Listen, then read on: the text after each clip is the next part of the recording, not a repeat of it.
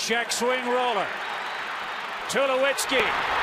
Colorado's the National League champion.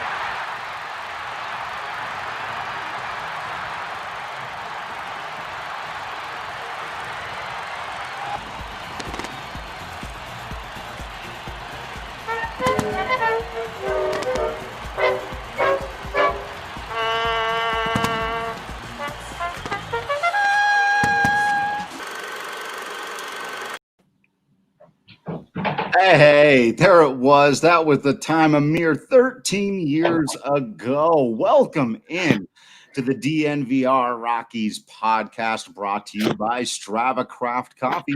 Remember to use that promo code DNVR20 because you save 20% off your entire purchase of that CBD infused, deliciously rich, and potentially life-altering Strava Craft Coffee.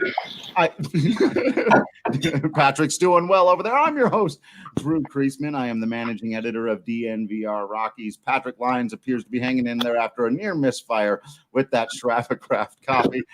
And on this episode, we've got the DFA show for you. That's right. It is a Wednesday afternoon, evening. I don't know what 4:05 on a Wednesday qualifies as. Patrick, if that's late afternoon, early evening, I'll let the real philosophical, debate people out there have at that one. That means we're live here on YouTube. We're going to be talking about some fun stuff throughout the years with regards to the championship series. That's where we are right now.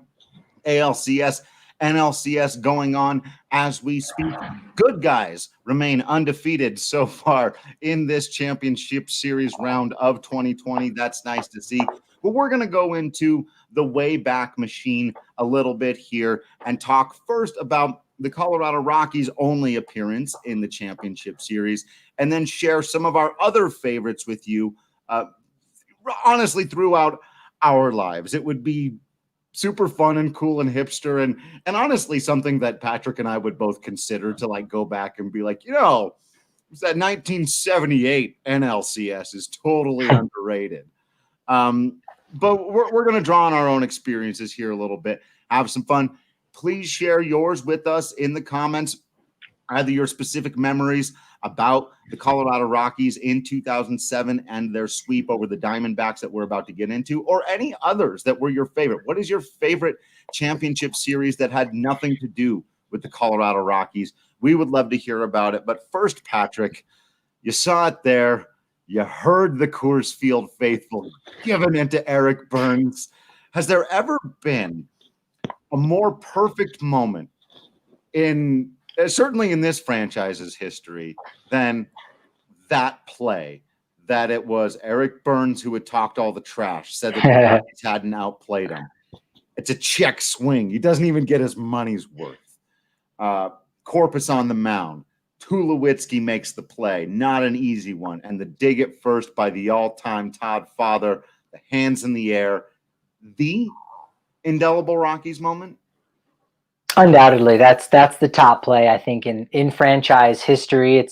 It's really the highest point, I think, of the franchise. It's the most notable pennant, or the most notable thing you can raise the banner and hang your hat on, your star shortstop going to your future Hall of Famer first baseman, again against a guy who was talking trash against your lovable but hateable younger brother, Arizona Diamondbacks. Very kind of fitting that this thing happens. It goes down at Coors Field and not in Arizona. So you just have all of these elements that line up for, again, one of the most perfect moments in Rocktober history. The only thing that would have made it better was, of course, winning the World Series. But I think even still, when the time comes for the Rockies to win a World Series, because I feel fairly confident that they will, if it's just a lazy fly ball to center field, I mean, yes, that's a great moment. But I think this one, for so long, for the core base of the Rockies, franchise, they're just the fans that have been with this team for the past 28 years, they know this memory. And from them will splinter the next generation of Rocky fans that will have theirs. But this is that first indelible moment. It's even already like it's created new Rockies fans, right? Or like people who had moved here maybe a couple years before or had been in town but always rooted for other teams. And this moment is the number one thing that people will point to when they talk about why they are now Rockies fans. There are a lot of people listening to this podcast right now who became Rockies fans through this moment. And so it's pretty amazing to go back and look at what led to that moment, because we all remember that it was a sweep. We also remember that there were some ways in which the series was close. There was a reason that Eric Burns was kind of saying, hey, the Rockies haven't outplayed us. The second game, now the first game, the Rockies did win 5-1 relatively comfortably behind a fantastic pitching performance from Jeff Francis. You know, it's really too bad that when I think of Francis that year, I think of his great regular season. Then my mind jumps right to him just getting pounded in game one of the World Series in Fenway.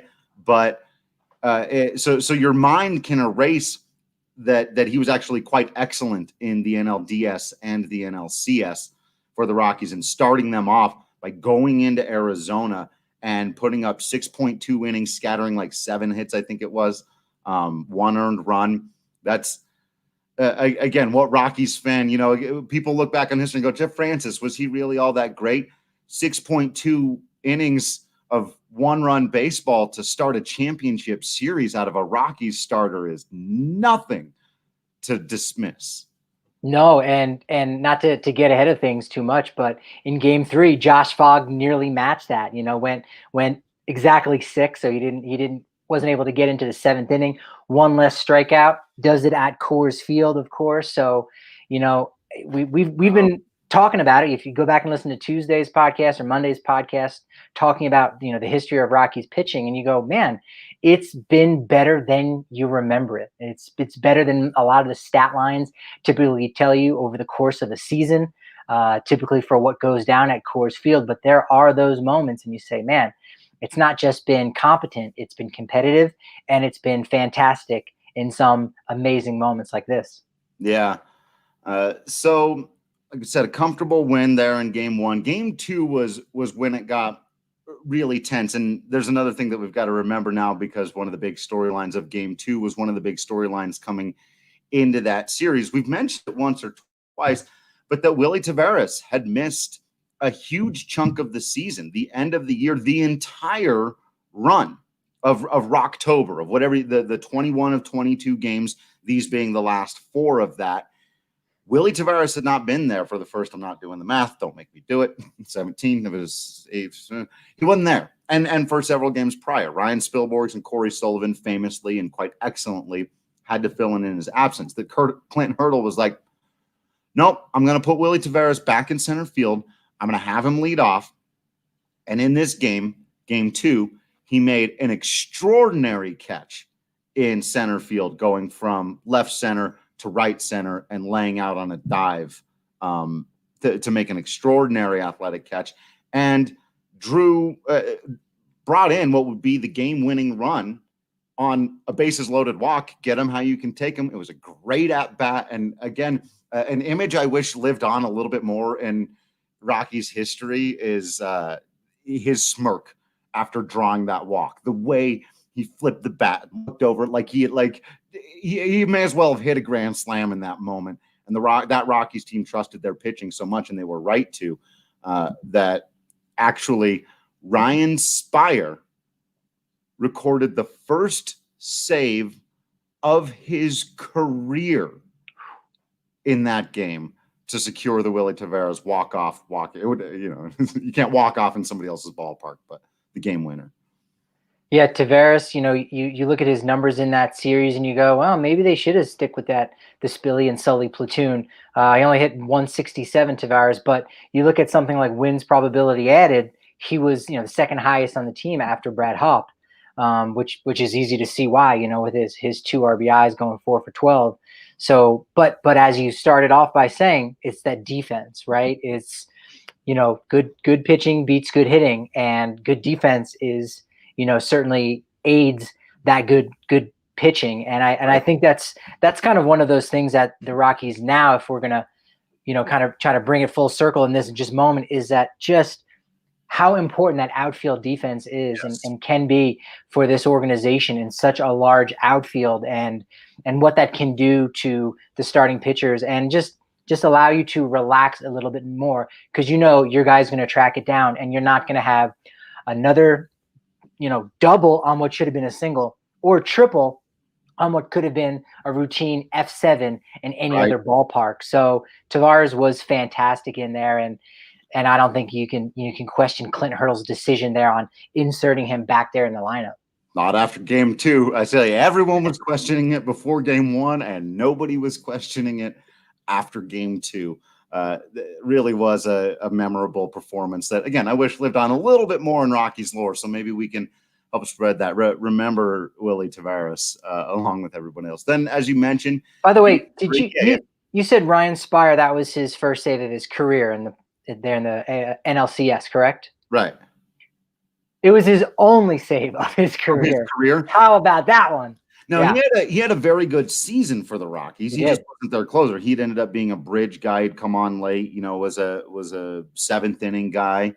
Something they desperately need on their current team. It was everything you'd hoped for out of Brian Shaw. That kind of thing. But he just, had never really been called upon to save a game until the NLCS, and he came through. So he had a really good 2008 also, and then just kind of disappeared.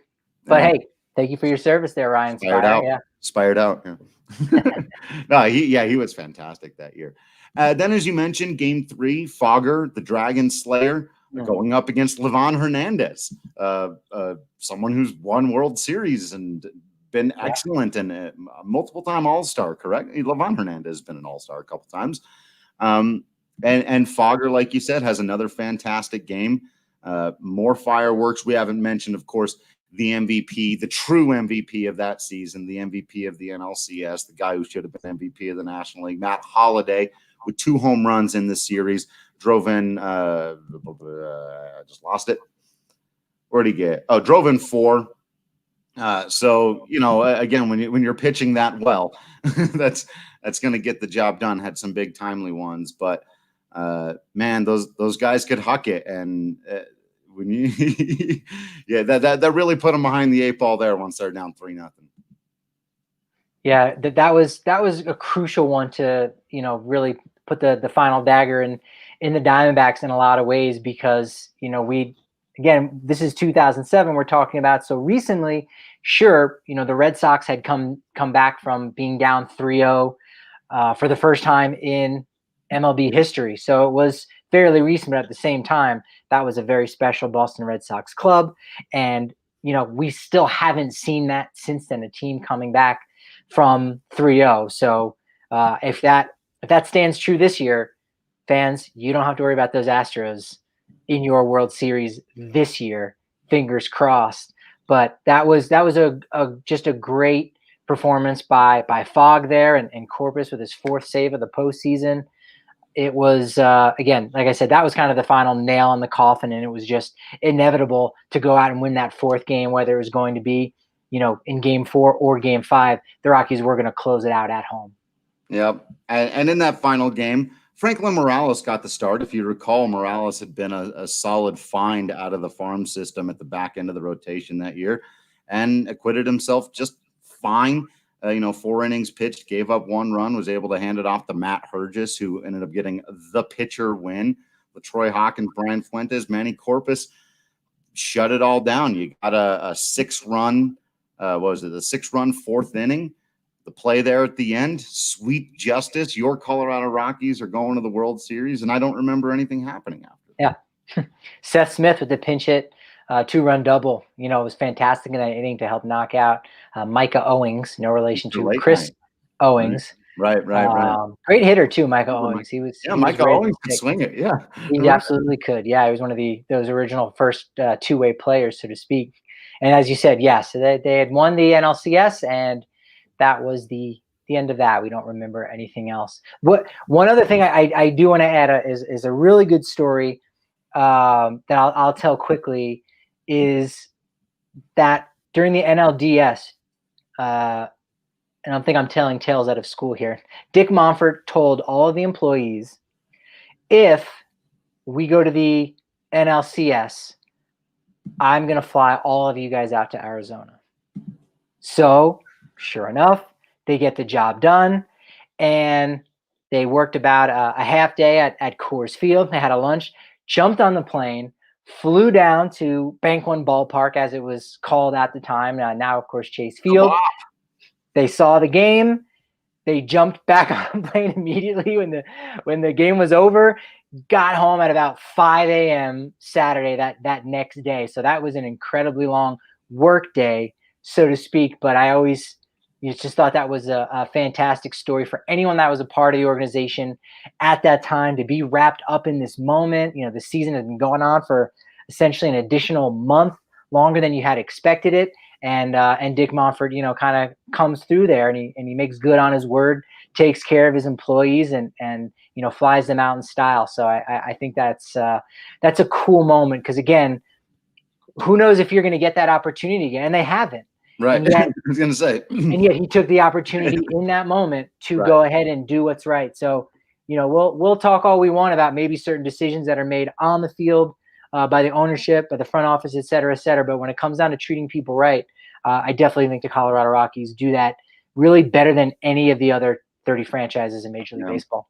They're really pretty fantastic about that. And so it was nice to see them, as you said, walk away with the NL pennant that one time. I've often mentioned that, in the American Classic and standardized definition of things that are good in baseball, Angels in the outfield, all it took for a literal miracle to happen was to win the pennant. I don't know about any of this World Series stuff. The World Series is a construct of the Matrix that we made up to make sense of a senseless and indecisive, chaotic world that's just twirling toward an inevitable heat death.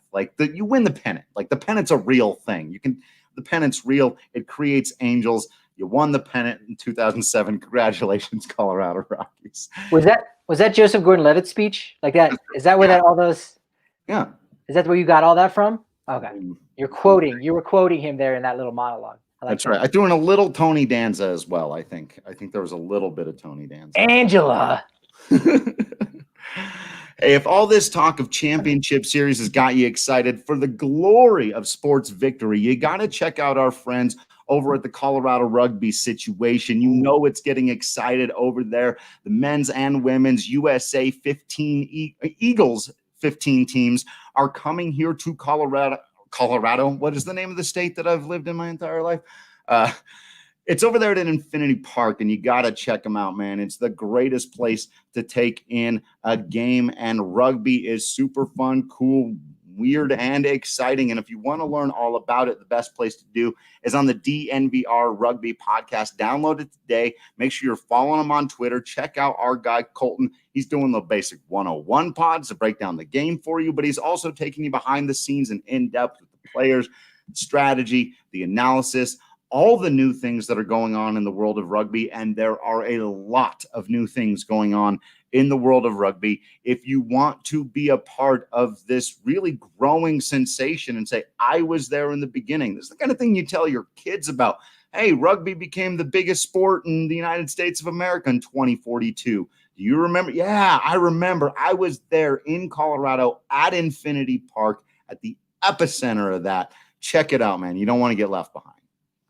Yeah, and with really the Broncos being the only game in town, shoot, rugby could be the America's sport this next month. I gave it a little longer than I needed to. Yeah, exactly right. All right, Patrick, let us go back even further and remember some of the most memorable championship series from our youth. It's I've talked before about big fan of the show Inside the Actors Studio, and it would always start out that program with the question, where were you born? And I feel like this is almost like the baseball version of that, right? Like, what's the first time you remember watching championship level baseball? Oof.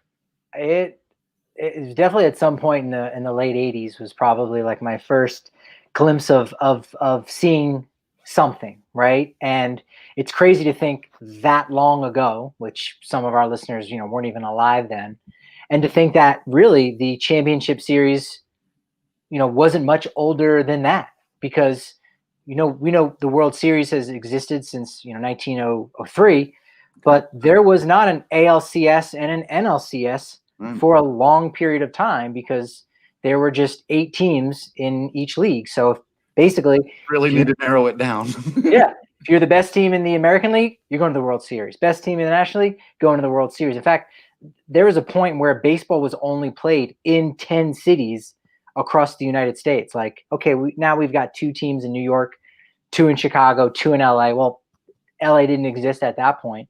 We actually had 3 teams in New York, 2 in Philadelphia, the A's and Phillies, 2 in St. Louis, Cardinals and Browns, and you had 2 in Boston, the Braves and the Red Sox. So, it was very condensed, and it really wasn't until the 1960s you got a lot of expansion, 2 teams coming in the AL in 61, 2 in the NL in 1962, and then in 1969, the sport opens up even further with 4 expansion teams, San Diego, Montreal, Kansas City, and the Seattle Pilots, which would last all of 1 year before they immediately became the Milwaukee Brewers. So that's kind of strange. Pilots better. Yeah. But at that point, okay, now you've got a lot more teams. You've got 12 in each league. So now we need to kind of break it down. They had 2 divisions, the East and the West. And such was the birth in 1969 of the 2 divisions. And of course, Drew, when I talk about Atlanta, what division was Atlanta in 1969 right. Up until the 90s? Were they in the East or the West? Right. Atlanta. Yeah. No, they were, of course. Because I know this. They were in the West. That's right. Okay. Ridiculous. Now, St. Louis. They're all west of Philadelphia and Boston. Right. Well, St. Louis, now, before the Dodgers and the Giants had moved west in the 57-58 offseason, St. Louis was the team that was furthest west of all teams in MLB. So, of course, which division were they in? The East. Okay. So, again, where this all makes sense. Cincinnati, Ohio, again, of course, they have to be in the West. Chicago in the National League was in the East. Chicago White Sox in the American League, they were in the West. So it was an interesting time to say the least. It was. Yeah. But yeah, to get back to your question, at some point in the late 80s was really when you just kind of start maybe seeing baseball. I don't necessarily know when it was. I feel like just when the games are more important and everyone around you is watching and they have more care, whether their team is in it or not, is where you kind of have those memories. But, we talked about it the other day, probably 92, Game 7 of the NLCS, Francisco Cabrera goes in Game 7 there, Atlanta, Pittsburgh, at Fulton County Stadium there in Atlanta, hits that base hit to left field. Sid Bream, a slow and dumpy first baseman. Not that dumpy, but slow nevertheless. Rounds third base. Barry Bonds scoops it up in left field, fires home to Mike LaValliere. Yeah. The play at the plate, safe. And that's pretty much the last you heard of the Pittsburgh Pirates until the second wild card came around in 2011. Yeah, that was certainly one of my first and most memorable ones as well, for all of the reasons. And I, in my mind, it's a memory from my youth, but it's also a thing that I know that I've seen so many times over the years in highlight packages and in conversations about Barry Bonds' career and those Braves teams and all of this stuff. And you can see it here, the famous moment before. Ball to left, Bonds up with it. Back when he was a really good defender, throw just, that's a matter of inches, but it's a clear safe. Sid Bream can't even get up at that point. He's like, please just let me stay down here. I've never run as fast and as far in my life. That's why I play first base. Okay. He was in there, but certainly during a time in which, think about it, again, in 1992, you saw that play 2 times. Maybe if you turned on ESPN at the right moment, they're showing you a clip. You don't have instant replay. You don't have 5 angles. That was it. And again, if you're a Pittsburgh fan, you're like, he was out. According to Michael LaValliere, he was out. His body language showed it. But nevertheless, that was kind of the Braves breaking through there in 92. It definitely gets reviewed today, right? Definitely goes under review. Which takes away from that moment because Atlanta wants to celebrate and you go, you're safe. We're okay. But hold on. Pittsburgh's still sticking around. Yeah, you're right. That would have been reviewed for sure. Everyone's standing there. Yeah, changes it a bit. The other game that I remember very vividly, in 1996, it's a notable game. It's one of those games where, you say Pine Tar game. I know exactly what you're talking about. If you go back even further to, I think it was the 1930s, and for the Cubs, the homer in the gloaming. This is a real event. That's a big one. Babe Ruth's quote unquote called shot, right? These are notable games. Well, this game is simply called the Jeffrey Mayer game. Yeah. And it's game one of the 1996 ALCS. See if we can get that full screen.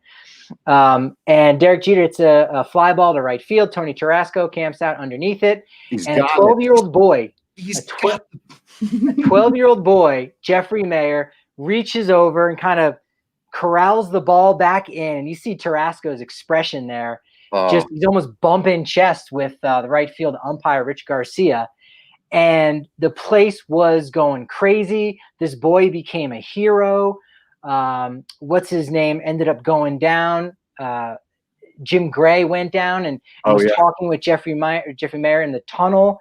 It's one of the most notable, I think, events that has happened. Davey Johnson talking with the umpires. Johnson's not having it. No, and again, this is game one. Like this is the moment where you go, shoot, this is incredibly pivotal. Again, we get the replay. He's camped underneath that thing. That's going to be you very clearly can see that Mayer was reaching over there, pulled the ball back in. Good catch. And from that moment, they did put up like a little barricade that prevented you. I think there was still enough that you could do it. The worst one. Oh, look how clearly he had done that. So I had a very good view of that. I was down the right field line, in the upper deck. That was all we could get at that time.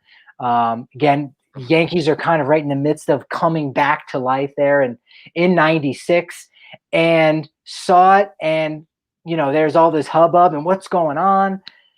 Don't know what's going down, and they make the announcement that, hey, this game is, according to the Orioles, is being played under protest, which was actually really defeating for me as a fan, because all my memories in Little League were anytime there he is, he's getting high fives, this kid. Anytime there was a protest in Little League, that meant the game usually had to be started over from that point, because the umpires, maybe they were kids, they made a mistake, whatever it was.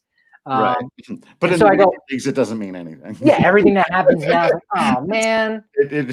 But it stuck. They didn't do anything. They didn't overturn it. They let it lay down, and it just kept going on and on. The cool thing about this kid is, again, was legendary, still is, that he ended up playing college baseball at Wesleyan University, Division III, and at the time when he was a senior, ESPN even covered this ever so briefly.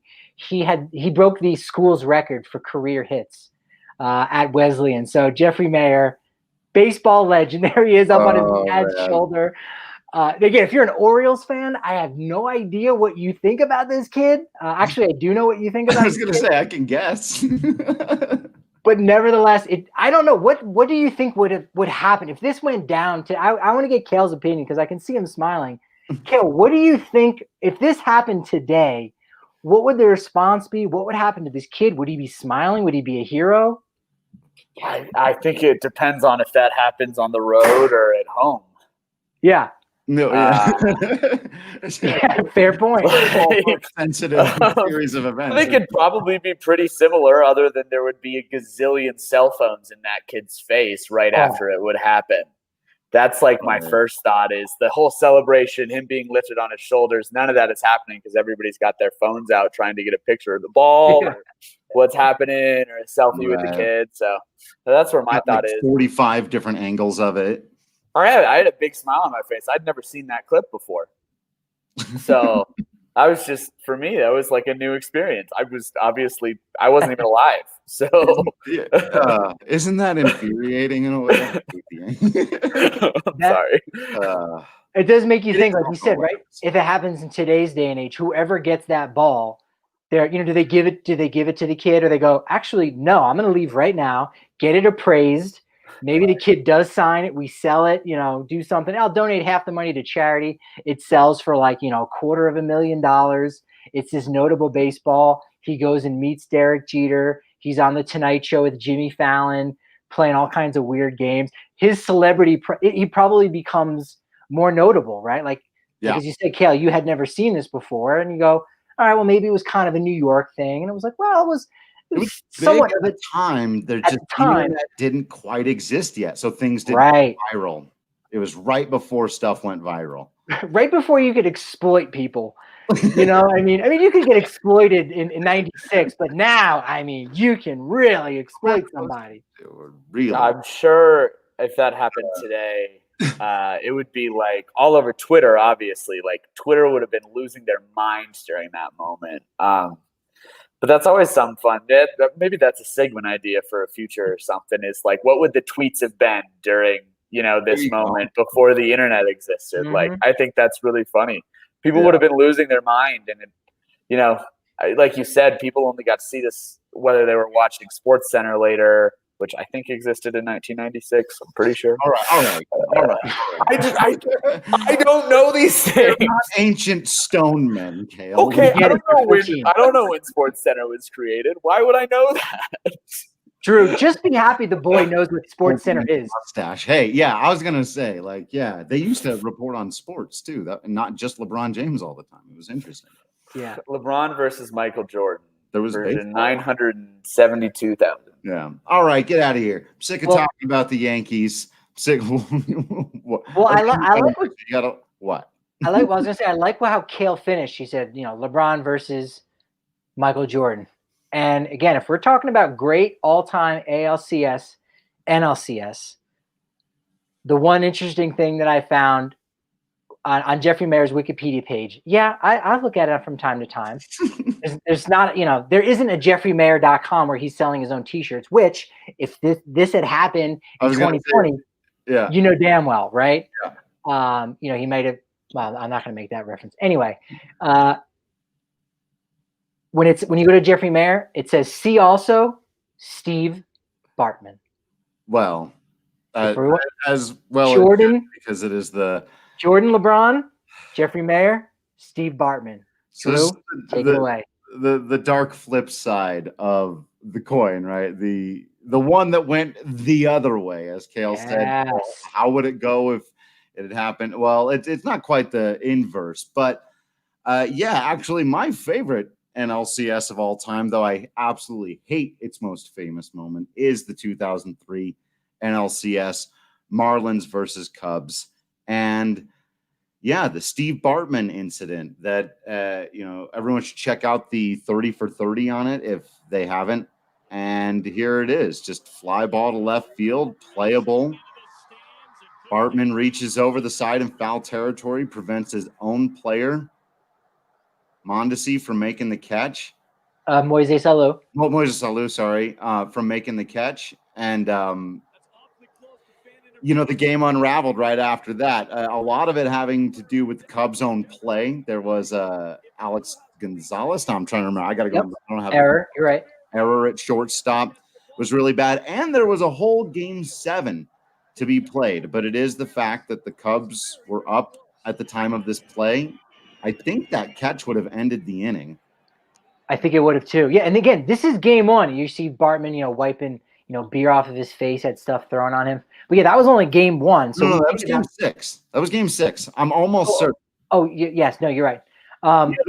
Was game 1, but this one was game 6. So it was a little more intense, the heat. But he's getting beer and stuff. He actually had to be escorted out of there. The crowd was really ready to turn on him, or had turned on him, and was, the security was worried about his safety. And in fact, security remained worried about his safety for years following. He basically had to go into hiding and avoid people and basically try to wipe his public existence completely from the map. It's actually a really sad and scary story about the way people overreact to sports losses, but certainly it's one of those moments, one of the most memorable moments in any championship series in our lifetimes, maybe the most memorable. Yeah, I think it is. I think it definitely takes the cake. And again, living in the New York, New Jersey area, I don't know anyone that dressed up as Jeffrey Mayer for Halloween. Whereas still to this day, you can go to any major city in the United States, and someone is going to have a Cubs hat, a sweatshirt, a turtleneck on underneath that sweatshirt, and an old school, AM, FM radio headset, and you go, and with glasses, and you go, oh, Steve Bartman. Steve Bartman. Very nice. And you're right. It's a very sad story about, what happened to that guy. Went to the game all by himself, got a ticket, vanished off the face of the planet. The one nice thing, the one happy ending is, you think about Bill Buckner, who was a guy in 1986. This is in the World Series. I'm sure we'll talk about it on the World Series Day at the DFA show next Wednesday. But how Bill Buckner was just vilified for that era. He made, coincidentally, in Game 6 of the World Series in '86, and how eventually after, coincidentally, the Red Sox won their second World Series in 2007, how he was finally welcomed back, got to throw out the first pitch on opening day, I believe in 2008, tears in his eyes, and kind of like the fans were like, hey, let's let bygones be bygones. You're okay. You don't have to hide and never show your face again in New England. It's all good. Well, after the Cubs had won the World Series in 2016, they did gift a 2016 World Series ring to Steve Bartman, who, made a public statement for the first time about, thank you. I don't really, deserve this, but I do appreciate how kind, the Cubs organization has been to me. So, it's, maybe a happy ending, but, you and I, we don't need happy endings because we're just like regular Joes in a sense. Right. Nothing tragic should be happening to us where we need that happy ending. Nothing tragic should happen to him either. And it is the right comparison. It's just brutal that the right comparison is Bill Buckner, who got paid millions of dollars to play for the Boston Red Sox, and Steve Bartman was just a guy who went to a game. And it's totally brutal. But the happy part of it for me was that the Marlins team that I'd been following all year, because my favorite Rockies player had been traded to them, Juan Pierre, and I'd actually gotten a chance to visit Miami that year and go to a game down there in Miami. A game where Dontrell Willis pitched not well, but he hit a triple and like swung it was like one of those weird whatever. Josh Beckett was on that team. Luis Castillo, a very young Miguel Cabrera, Derek Lee on that team. They were a real fun bunch. And so, as you know, they would go on to beat the Yankees in the World Series that year. It was a great Pudge Rodriguez. How could I possibly forget my favorite catcher of all time behind the plate? That was just a really, really fun team to root for, and it was immediately dismantled the following season. Immediately after that I think the next day. In my mind, they got the World Series championship, and the following day, Miguel Cabrera, Juan Pierre, Luis Castillo, and everybody was traded. I know that's not what happened, but in my mind, that's what. Yeah, well, they did the same thing. I think was traded the next day. they did essentially, do the same thing in '97 when they beat Cleveland.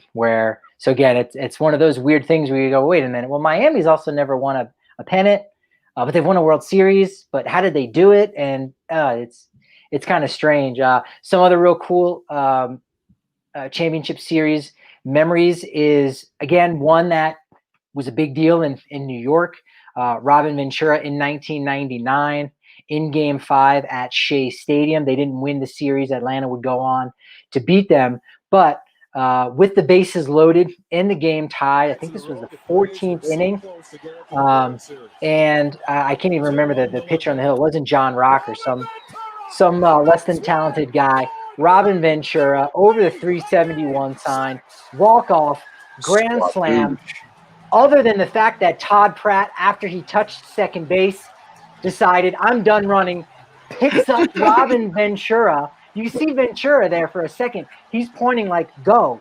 Keep going. What are you doing? I just hit a grand slam. No, you didn't. You hit a walk-off single that went over the fence because you never got around to touching second base. Nobody else touched third or home. Right. And it's just one of those moments you go, wait, how do you hit a grand slam single? Well, if the guy on second base decides, screw it, I'd really just want to celebrate. So, Todd Pratt, you are to blame or to thank in this. Here you can see him pointing. There's Ventura's like, go, what are you doing? No, I just hit a grand slam. All right. And here he is laughing, having a good time. So it's going to seem like a strange segue for a second, but stick with me. The girlfriend and I have been rewatching old episodes of Star Trek The Next Generation. Well, I know where you're going with this. I have no idea. All right, I'm sticking with you. I trust you. Go ahead. She's been watching them for the first time. I'm going back. It was one of my favorite childhood shows, and we've just sort of been having it on while we watch dinner. And last night there was an episode where there was an alien from the 24th century who was talking about how he had studied and come to understand the game of baseball, and he's a scientist, and he had done all of it through the use of box scores. And he gives this really beautiful and eloquent speech about how he can play entire games and seasons in his mind by looking through all of the box scores. And it's really just a beautiful love letter to the game of baseball. But then you think about stuff like this and imagine somebody like that in the 24th century coming upon a box score that says walk-off grand slam single.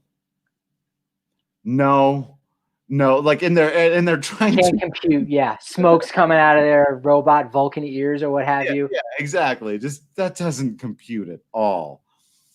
All right. Yes, essentially. I think Babe Ruth actually lost a couple home runs for that exact same reason, where it was basically when the winning run scores, that's when the game ends, right? Not jogging anymore. and I feel I don't know if this is me bringing my New York history to the table here with all of these Yankees and Mets highlights, or just the fact that you go back and look and they've been in a lot of championship series. It is more of that. Let's be honest. There is more of that. But probably the most notable, and this is another one that you and I pre-show I talked about, Drew, just all-time great series. Well, there's two involving the Yankees and the Red Sox. One in 2003, one in 2004. They each went totally different ways. Yeah. There's the Boone, right? The Boone stuff, and then there's the Dave Roberts stuff, if you want to categorize it as broad, or you can't take like Ortiz and stuff out of that. But of course, in 03, and remember too, and there's another great, there's a 30 for 30. We did a little bit of trashing of the four-letter network early on, so I may as well shout out some of their fantastic. Nothing wrong with four letters. Oh, what a terrible pitch. Was that Tim Wakefield? That was Wakefield. That's a knuckleball that was right in the middle of the plate. Boone just smashes it to left after a bad year where he'd been booed as often as cheered in the Bronx, and was awful in the playoffs. It was batting like 116 or something crazy up to that point through 10 games. Aaron Bleepin Boone. You hate to see it.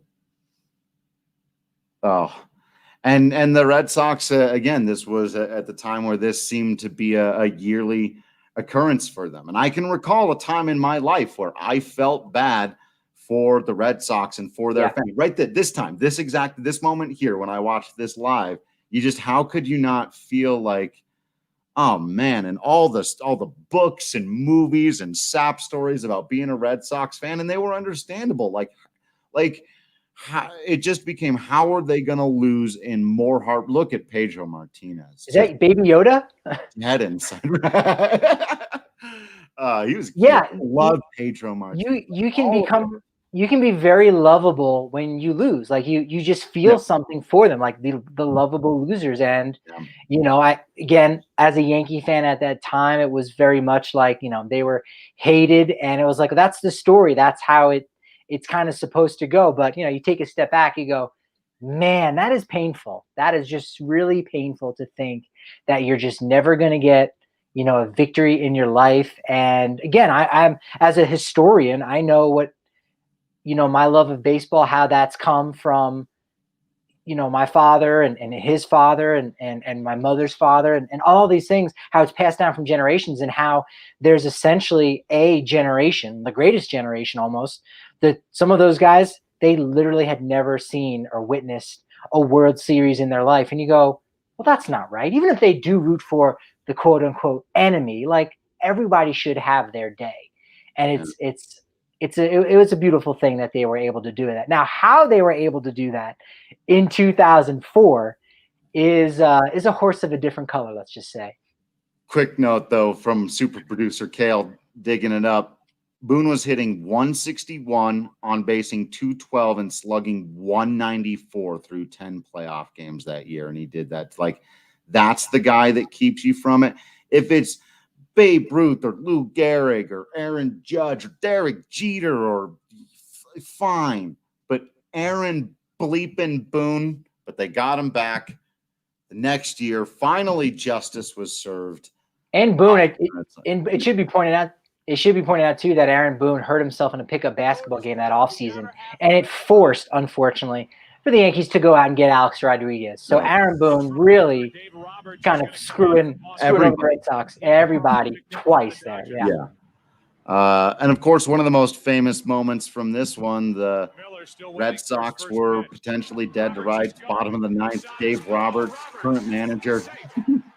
3-0 again. Yankees up 3-0. Everyone in the ballpark knew Dave Roberts was stealing, and Mariano thrown over to first base a couple times in that moment. You even see the jump Posada gets, where if you watch this and don't see the runner, you're just going to go, "Wow, all right, this guy's out." Throws a strike right down to Jeter, kind of on the left field side of the bag. But Roberts, he was going the whole way. He just had to get into scoring position. And you see the fans there at Fenway, how hyped they are. And you go, why would you be hyped? You're down 3-0. No team has ever come back from that. Mariano Rivera's on the hill. Didn't you watch the playoffs last year with Aaron Boone? Or if you're watching this podcast right now, a minute and a half ago, you're not supposed to win. Oh, Bill Miller, base hit up to center field. We got a tie ball game. And there's no way he scores on that hit without stealing second base. He was put in the game to steal second base. And like you said, they are grasping at straws. They are 90% underwater, down 3 games to nothing, down in the bottom of the ninth, down to their final out. And their only hope is a stolen base and a single. And they got it. They got exactly what they needed to. But that series really was full of memorable and iconic moments. We can hate all the Red Sox stuff after it, and fine if you want to, and say what you will again about Curt Schilling off of the baseball field. And I've said plenty. This is one of the great moments in championship series history. Yeah, had to get like an tendon reattached in his ankle there. Bloody sock there. You see him going. And I think it was game 6, and man, just had to grit it out in a major way. Doesn't look like it's catch up. That's blood. He's got no reason to hide it or to make an excuse. Even Gary Sheffield. I mean, the lineup that the Yankees had was unbelievable. But yeah, Schilling was a big game pitcher. Kind of cut his teeth in '93 with the Phillies team that went to the World Series, lost to Toronto. With Joe Carter's walk-off home run against Mitch Williams, added to that pitching staff in Arizona, paired up with Randy Johnson, where they took every single award, postseason awards, full season Cy Young awards. They were even the Sports Illustrated Sportsman of the Year. They shared that title in 2001 for beating the Yankees after 9/11. And you go, well, you shouldn't be winning. But they went and did it. And Curt Schilling was, obviously a huge component to that. And, Boston, of course, goes out and gets him the hired gun. And these are the games that, are kind of make and break and say, hey, this is what we got you for. You make 34 starts in the regular season. That's great. Yeah, you're supposed to take us to the playoffs. But this is the game that you got to go down and get. And you know what? Garrett Cole got some decent credit for the outing in Game 5 of the NLDS there against Tampa, but it was only was it 5 innings or was it 6 innings? Now I'm drawing. I think it was only 5. I think it was only 5. Yeah, because even if it was 6, you go, okay, but it was only 5. He did not do a very good job. I don't think. You got to go out there and I know he was starting on 3 days rest, but you got to be a boss. You got to be an ace. And Curt Schilling here, man, you're right. Say what you will about his politics. This guy was a dude, and it's one of the reasons why regular season doesn't tell the whole story for him. When you look at what he does in the postseason, particularly here in Game 6, guy's a Hall of Famer. Yeah, I don't know that I agree with that, but it was a remarkable performance. He would not have my vote, but it was an absolutely extraordinary performance. It was Billy Chappell-esque. So you got to hand it to him there. All right, what else we got on the docket? Did Chappell make it to the Hall of Fame? I'm not really sure. I can't remember. Oh, wait, before we get to the next piece of the docket, we got to give a shout out to our friends over at DraftKings. You know, they are the best hookup. If you want to make your sports watching just a little bit more interesting for yourselves, you want to get a little bit of skin in the game, you want to take advantage of this last little bit while baseball is being played. You got your baseball knowledge. You got to know about who's going out there, who's going to get wins, who's going to hit home runs. You know the stuff. You love the stuff. Now you can take advantage of that stuff by downloading the DraftKings Sportsbook app using the promo code DNVR, because you can get hooked up with a sign-up bonus of up to $1,000. And whether you're getting into the football season, doing it that way, like we said, I'm sure they'll have stuff on rugby. There are going to be things post-baseball. So if you're going, wait, why would I download it now if baseball's just about to end? Well, one, you get this great promo code. And two, there's plenty of other stuff to bet on. Plus, odds will be out before you know it for next season. And that's a lot of times where you can find your best value is getting in very, very early. Patrick's talked about a lot. Our DNVR Bets program talked about it a lot. But you can get in on some good deals early before anybody knows what things are going to be. And then they'll buy you out of that before games are played sometimes. If somebody has a great offseason, they might be like, hey, the public opinion shifting on this team, we'll buy you out of your bet before a game is played. There's a lot of ways to keep it fun throughout the offseason by downloading that app. So do so. And again, use that promo code DNVR because you get a sign-up bonus of up to $1,000. Must be 21 or older. Colorado only. Bonus comprised of a first deposit bonus and a first bet match, each up to $500. Deposit bonus requires 25 by playthrough. Restrictions apply. See DraftKings.com/sportsbook for details. And if you have a gambling problem, call 1-800-522-4700. And that's why my DraftKings Sportsbook pick of the week for tonight, game 4 of the ALCS, is a player prop. It is for G-Man Choi to go yard. You're getting 4-1 odds on that. You do have Zach Greinke on the hill for Houston, but I like the lefty-righty matchup there with Choi on the left-hand side there. He's been okay this postseason. He's going to get the start there at first base for the Rays. He did hit a home run in the ALDS. Did a good job there. He hit one last year against Houston in the ALDS. So I think he's primed to do that again.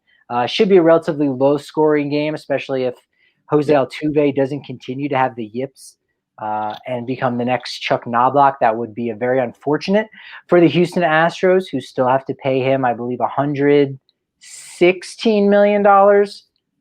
They have to pay him, I think, even more than that over the next 4 years. And if he cannot play second base, they're going to need him to be able to throw a baseball for that amount of money. That's going to be very hard. Yeah. But my DraftKings Sportsbook pick of the week is going to be G-Man Choi, 4-1 odds, plus 400 on hitting a home run tonight. Put that in the books. The old Aaron Sorkin Sports Night joke about the kicker who's phenomenal in practice. He says, I'm pretty sure at this level they want you to be able to do it in a game. You got to be able to throw the baseball a little bit. So, all right, I love that. That's a great pick. And getting back into it looks like maybe our last one on the list of championship series from the past. Well, I want to throw one in before we get to the video. We don't have a lot of time to talk about it, but I do also have a fond place in my heart for the 2004 NLCS, which was nowhere near as famous as the 2004 ALCS, where the St. Louis Cardinals battled with the Houston Astros in a great series. The Cardinals went up the first 2 games. The Astros won the next 3. Really put the heat on the Cardinals, and they came back to win the last 2 with Larry Walker, having a solid but not great series, still being a part of that team. Jim Edmonds, kind of in the great days of his career. It's like this, still think it was like early days of Adam Wainwright, who's been in the league, I think, since 1977. And so that was a really fun team to root for, obviously, at a time when the Rockies had just traded away Walker and were doing their version of a very small rebuild that would turn into young players they got for 06 and 7 and so on. But once they had traded Walker, the Cardinals were the team to root for if you lived out here, and that they would go on to win the World Series that year was pretty fun. The Cardinals, you said 2004, right? Yeah. You're right. Well, the Red Sox won in 2004. Oh, sorry. They won the series. They won the NLCS that year. Yeah. They won this, and they won the World Series the next year. That was when the Cardinals won the World Series. Cool story from that World Series was that, again, there was the big Rockies connection. As you said, you had Larry Walker there on the 04 Cardinals. And with the organization in 04 for Boston was Ellis Burks. And in fact, when the Red Sox won the World Series there in 2004, broke the curse, Cowboy Up, Kevin Millar, all those guys. Yeah. Learned this from Manny Rendawa's book, Blake Street Bombers. Make sure you check that out on bookshelves somewhere. Get it from Amazon.com. Yeah. But it was fantastic. Again, you have Walker and Burks, and Red Sox win the World Series there. When they came back into Boston, they landed. All the fans are there at the airport. The guy who carried the piece of metal there, the commissioner's trophy, off the plane and through the fans was Ellis Burks. Players decided, they voted on him and said, you know what? No, this is a guy that behind the scenes in the clubhouse really gave us what we needed to kind of push us over the edge there. And take out the Cardinals there, winning in St. Louis. And it's kind of neat to think, hopefully, the Rockies will have real Rockies players carry that trophy. Up to this point, that's probably the closest, that they've come. But that's kind of neat to think. It's going to go out Bomber versus Bomber. So that's right. One of the Rockies players was going to win it. And let's just hope. Well, I don't want to say I don't hope Jake McGee wins it this year, but there's a couple guys still on the hook that you say, hey, that guy's a former Rocky. That could count for something. Matzik. Death Star. Tyler Matzik's the guy. Not Dustin Garneau. He's with the Astros. Sorry, Dustin. You make choices in life. All right, what's our last one? Well, I was going to say it doesn't really have any memorable moments other than the series itself, going 7 games in 2017, the ALCS, going the distance there between Astros and Yankees, and really the memorable moment is the moment that is kind of there in the background that we can't see. The Astros stealing signs, doing, I don't think they were banging on trash cans at this point, or rather, off the mound. Check out your boy. Yeah, look, wearing those pajamas. He looks great now. He kind of looks like the Big Show, where 58-19. He looks like the Big Show, where he's this big gigantic guy, and then now he's svelte, working out, all toned up, other than a lot of loose skin there. So CC's looking great, but it's kind of what's behind the scenes is the idea that this Astros team, they are cheating, and they need all 7 games to do that and take Yankees to the brink. Could have had that again this year. That would have been, sweet revenge for the Yankees to come back and take down Houston. Alas, it'll be Tampa Bay. I think that's going to do that. Yeah, I think it's going to have to be. What a catch.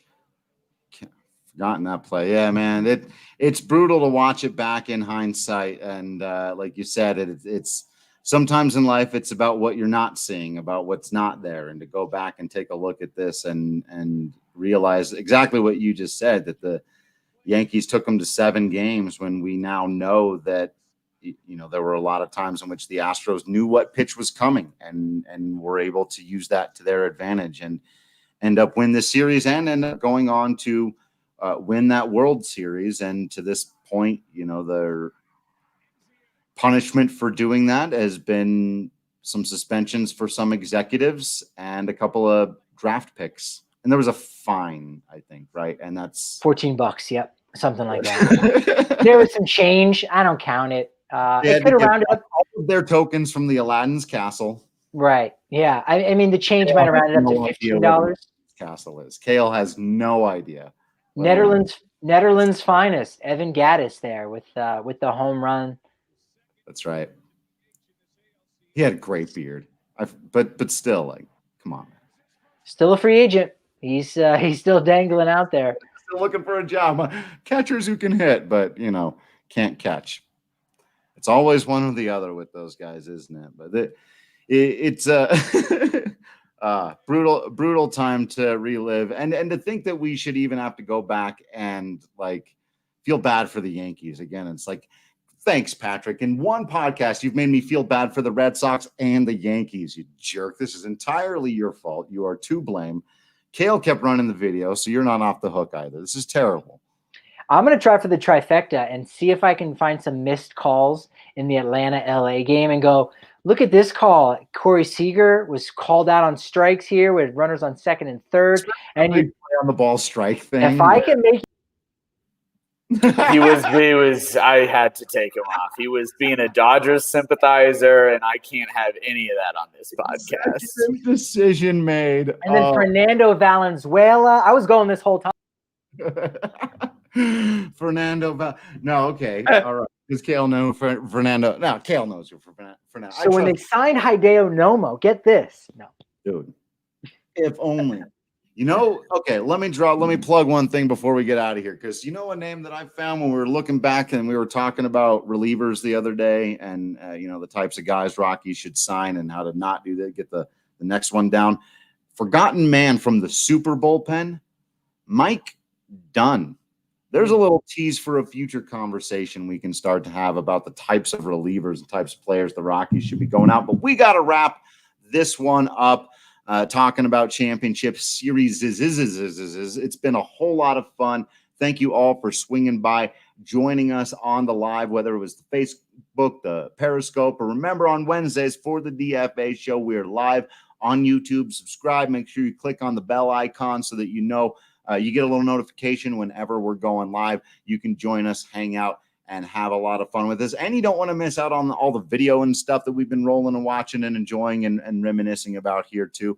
Only way to do that is join us at 4:05 on Wednesdays or 4:05 all the other days of the week if you're just on Facebook and Periscope.